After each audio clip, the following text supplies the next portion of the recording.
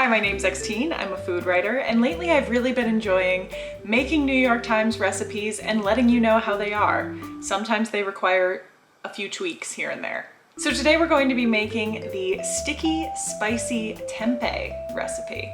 If you're not familiar, tempeh is basically just soybeans. I love cooking with tempeh. I often will cook it in a skillet and put it in salads. It's delicious. The recipe suggests serving this over rice, so I've already got some of that going. I'm also steaming some broccoli to serve with this to kind of freshen the whole thing up and to cut some of the richness and just to get a little extra veg and some different textures in there. Let's get right into it. Okay, so this is what tempeh looks like when it comes out of the package. And the recipe says to crumble it into pieces no larger than 1/2 inch. This is new for me. I normally just cut my tempeh into little squares and fry it that way, so we'll see how this goes. Now, for our sauce, we need 2 tablespoons of dark brown sugar, but I only had light brown sugar on hand, so that's what I'm using. Next, 1/4 cup of soy sauce. I'm using a reduced sodium soy sauce. 2 tablespoons of rice vinegar. Easy peasy. And the recipe calls for 1 to 2 tablespoons of a chili sauce, so this is 2 tablespoons of sriracha, because you know I like it spicy. Whisk to combine until all the sugar dissolves.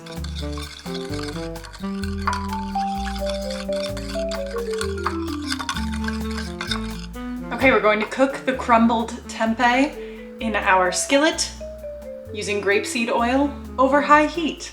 The recipe calls for 3 tablespoons of oil. I just eyeballed it and coated the bottom of my pan. After adding the tempeh, I'm going to give it a little stir and let it start wearing the oil.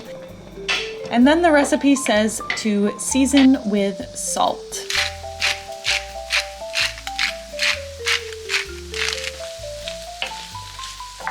We're gonna let the tempeh cook, stirring occasionally until it's mostly golden brown, which should allegedly take 7 to 9 minutes. Tempeh on its own has almost no flavor, it's very bland, so this recipe really lives and dies by the sauce.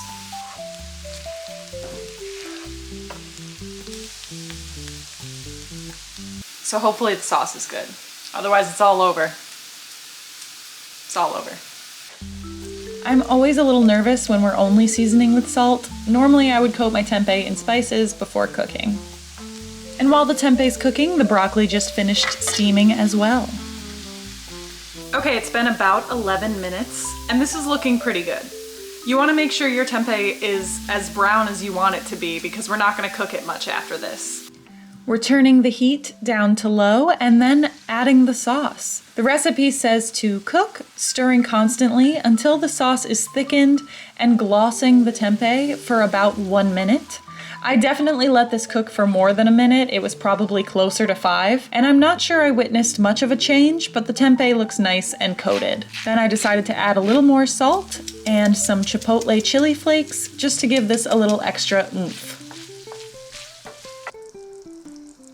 I'm going to serve over rice,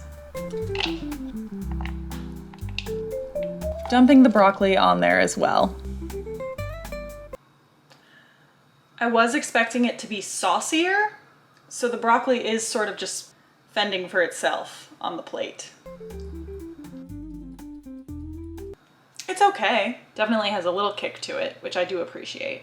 I just want to say that I think my review here was a tad harsh. This is pretty good, and it was rich enough that the plain broccoli was fine with it. I think I was just a little hangry here. Thank you for watching. I'm posting new videos 3 times a week, every Tuesday, Thursday, Friday. So, subscribe!